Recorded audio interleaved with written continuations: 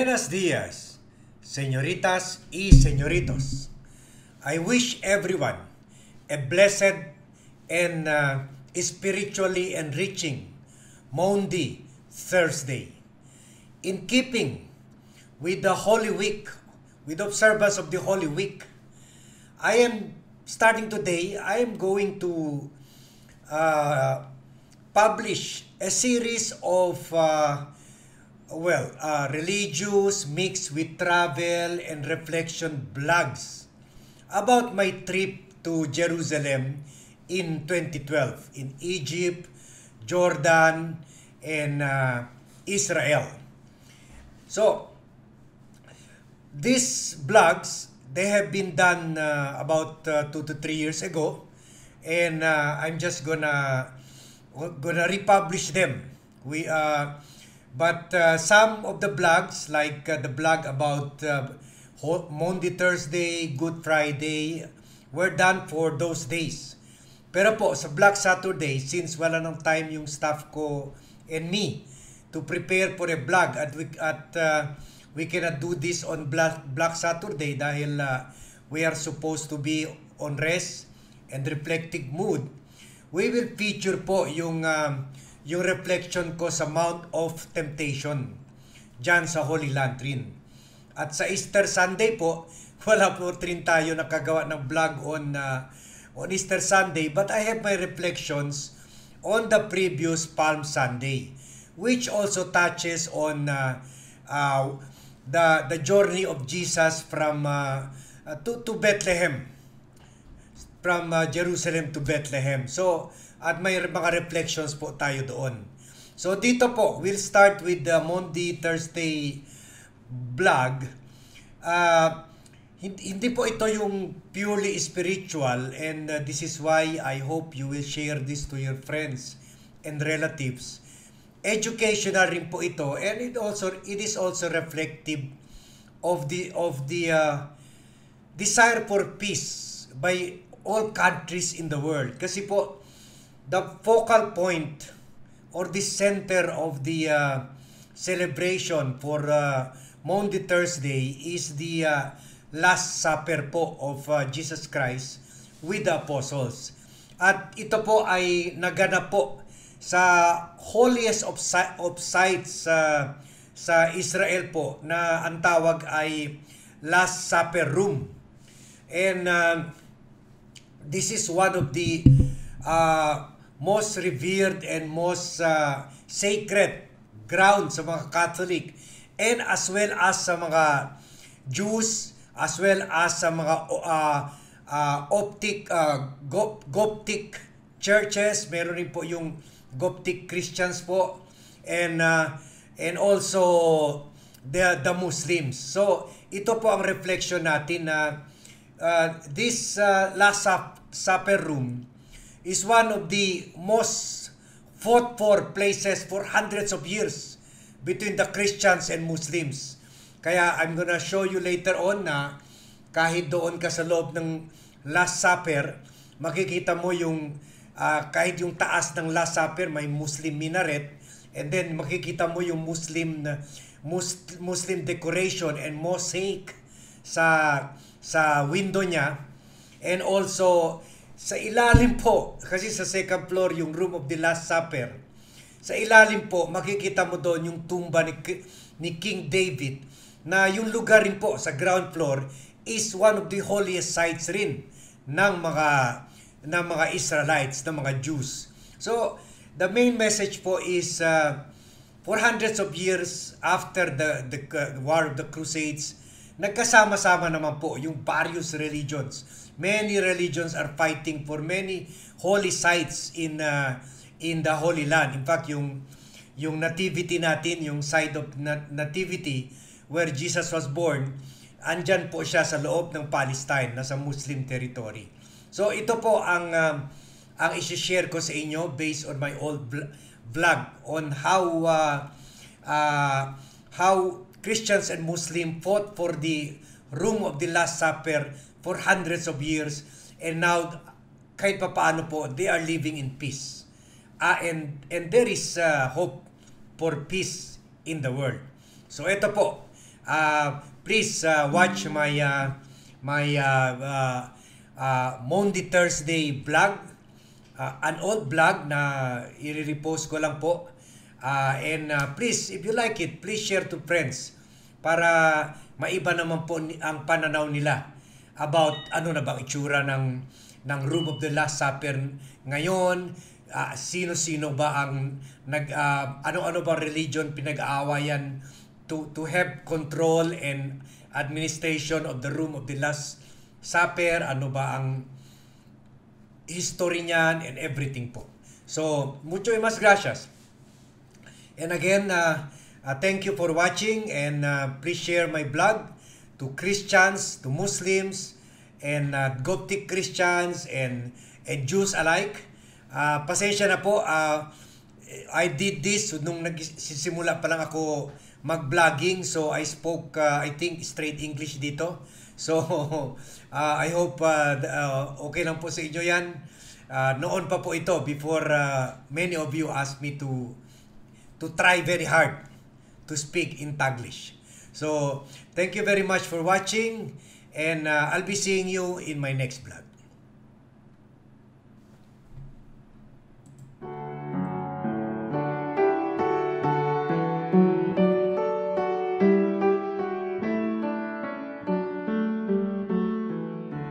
Hello. This Thursday, the Christian world will be celebrating Maundy Thursday. It is one of the sacred days of the Holy Week because it is on that day that we commemorate the Last Supper and also the washing of the feet by Jesus Christ of His apostles. So this is really a cornerstone of our faith. And today, we are going to discuss where all of this and other religious events took place. And this, in short, we are going to discuss about the Room of the Last Supper. How does it look like now? Who has control of it? And what do we find there? So all of this I will be bringing to your knowledge and attention today.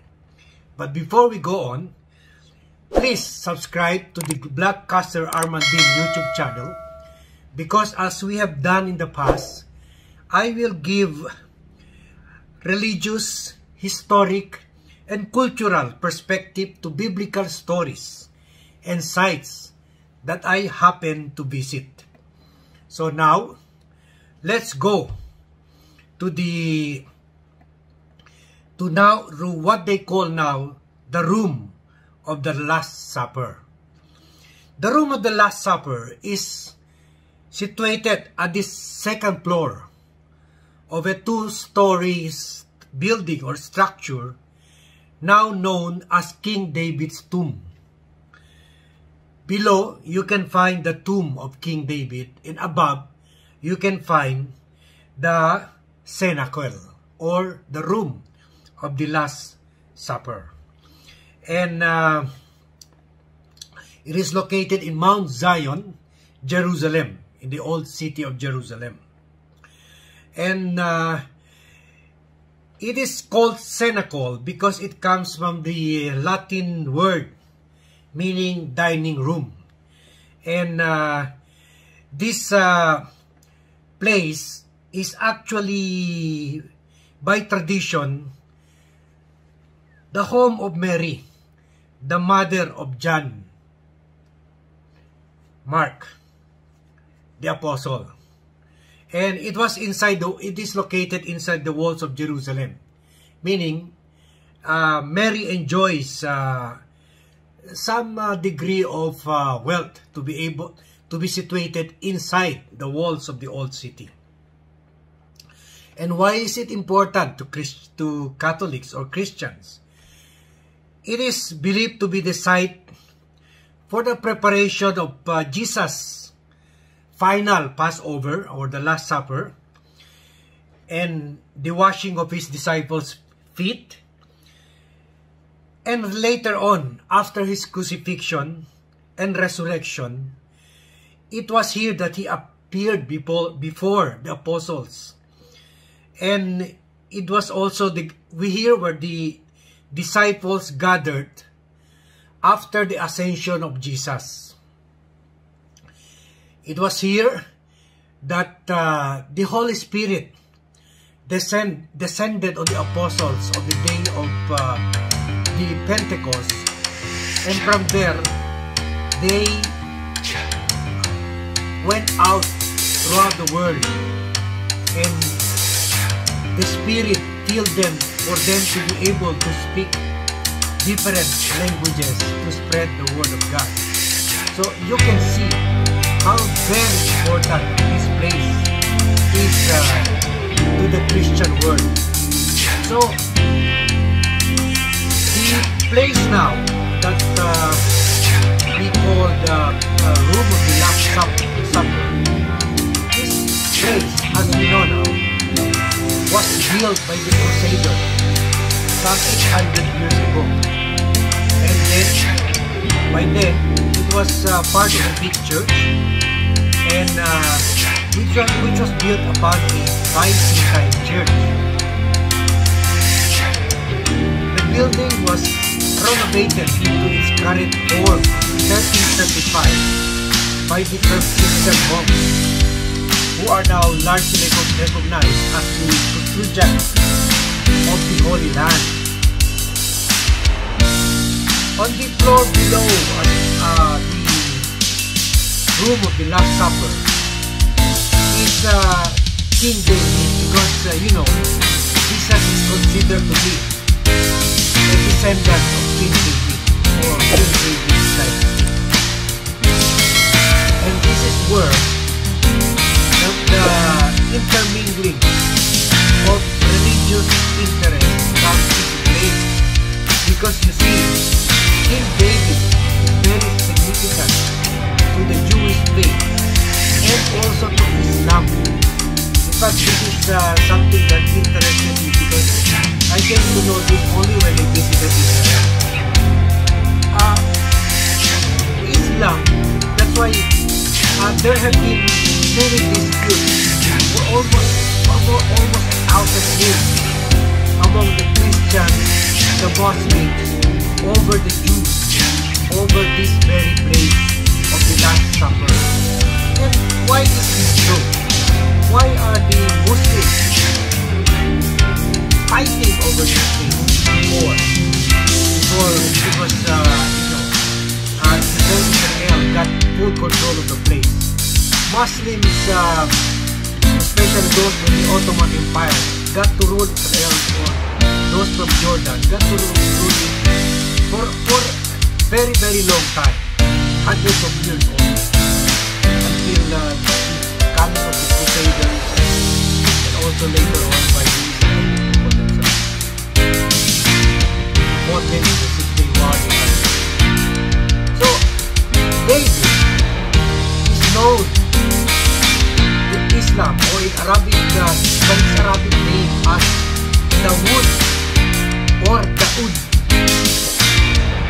According to the Holy Hebrew Bible, he is the second king of the United Kingdom of Israel and Judah. And he is venerated in Islam as a prophet. There he is a prophet after all, also in Islam, and a messenger of God. He is recognized as the righteous and divine anointed monarch of the ancient United Kingdom of Israel, which itself is revered in Islam. Additionally, Muslims honor King David for having received the divine revelation of the Psalms. He is mentioned 16 times in the Quran. And David appears to be a link in the chain of prophets that preceded Muhammad. And of course, Jesus is considered also one of those prophets. So, they praise King David for his rigor in prayer and fasting. He is presented as a leader ruling with God's authority on earth. and having been at once a king and a prophet. So David is particularly important to the religious architecture of Islamic Israel, as I will be showing you later on. And that is why, for me, and all of those who entered the room of the Last Supper for the first time, we were somehow surprised, if not shocked, to see Muslim architecture, Muslim designs, Muslim signages, Muslim words inscripted inside the room of the Last Supper, which is supposedly one of the holiest sites for Christians. In fact, this room is a witness to the endless struggle for control of this one room, the holiest, a holy site for three religions. Inside the room of the Last Supper, you will see a mihrab. A mihrab to Muslims indicates the direction of Mecca for prayer. So it is there, and it has not been destroyed. It reminds Muslim what is direction to pray to Mecca. And it was believed to have been added to the church during in the 16th century, when the Franciscan monks were expelled from Mount Zion by Muslims, and the whole became a mosque. You see that? How interesting, right? So, looking southwards, you can also see other architectural evidence or remains of the Muslim control. And apart from the elaborate, beautiful even, mihrab, you will see the Arabic inscription on its walls and the cuba over this stairwell. I hope I pronounce it right. And the minaret and dome atop the roof of the two-story structure housing the room of the Last Supper and the tomb of King David. So formerly, it was a mosque, and it was converted into a synagogue following the establishment of the State of Israel in 1948. So you see, from the room of the Last Supper, the tomb of King David, to a religious Christian Byzantine church, and then later on into a mosque, and then a synagogue. And now it's open to all of these three religions. So you can see the decorations of Gothic Christian style and Muslim architecture mingling in this room. In the southern wall, and this I particularly find very beautifully done, you can see two stained glass windows on the east side of the mihrab, and the other on the west. One of the stained windows with Arabic inscription says, and I quote, "Judge between the people in truth and do not follow your own desire." So this came from the Quran, and it is known as the story of David and the two litigants. So it was in fact a quotation from King David inscribed in this room in Arabic. So you can also see the beautifully pointed arches at the ceiling, built by the Crusaders and done in Gothic style of architecture. And the wall displays a stylish Arab calligraphy or writing. So Since 1948, when Israel gained ownership of the holy sites in Mount Zion, including this hall, there have been mass conducted by Pope John Paul II and Benedict XVI, which demonstrates the sanctity of Christianity that is attributed to this place. So this is very holy to us Christians, and also very holy to Muslims, because they have one of the greatest prophets entombed in this side, and also to the Jewish, who also considered King David as not only historically one of their kings, but also one of their greatest religious figures. So there you have it. You see, as surprised as I was, this really shows that whether we like it or not, all religions are intertwined. All religions are somehow related to each other. We share more commonalities, especially the three biggest religions in the world: Christianity, Islam, and also a very important religion, Judaism, or the religion of the Jews. So as we celebrate the Last Supper, the washing of the feet, let us reflect on this fact that our faith is actually, after all, very inclusive. And all faith should be inclusive, because we share humanity. We share this common earth that we call home. In fact, we also share the same disease all over the world. People of all kinds of religion share the burden presented by COVID-19. So, this should be on our minds also as we celebrate the Holy Week, and as we reflect on our humanity, on how we are as a people and how we are in the eyes of God. So again, I thank you for joining me in this revelation, and I hope this opened up your eyes about how we are all united in faith and history and culture. And I pray that you will have a very blessed and reflective Holy Week.